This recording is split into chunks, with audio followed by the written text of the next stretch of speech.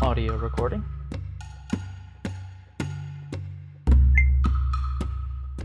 Video recording.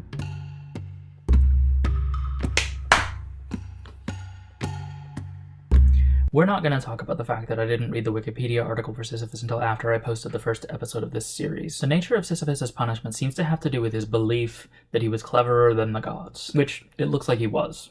Probably. But cleverer doesn't actually beat overwhelmingly more powerful, and the powerful never pass up the opportunity to remind the clever of that fact. The thing in particular that Sisyphus did to get precisely the punishment that he has was chaining Thanatos in the underworld, bringing an end to death so he could go on living for as long as he wanted. But the chains were already an attempt to punish him. He lived his whole life in defiance of the gods' authority, and after one too many insults, they decided to chain him up in the underworld for the rest of time. When he got down there, Thanatos threw him the chains and told him to put them on. Sisyphus said that he didn't know how they worked, and asked Thanos to demonstrate. He did, and Sisyphus locked him in. Told you he was cleverer than the gods. It was a low bar. The other gods caught on, of course, because everybody stopped dying, so they came and got Sisyphus, set him up with a rock and a mountain, and said, "Get rolling."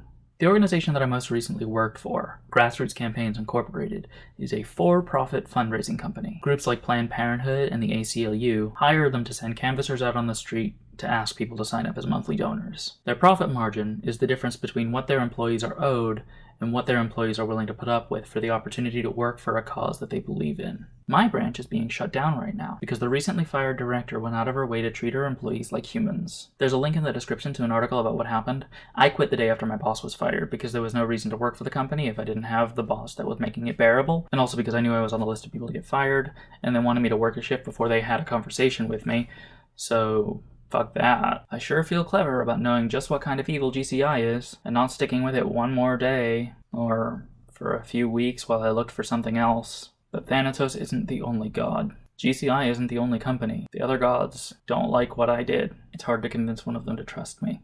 This video is plainly a bad idea from a job search perspective. I'm counting on my potential employers not watching this video, because saying out loud that I need a job to pay my rent and that I'm not committed to the mission of the company is a bad idea. I need a job to keep having a home, to keep eating food, to avoid meeting Thanatos. And my potential employers get to decide whether the stuff I think means I don't get one.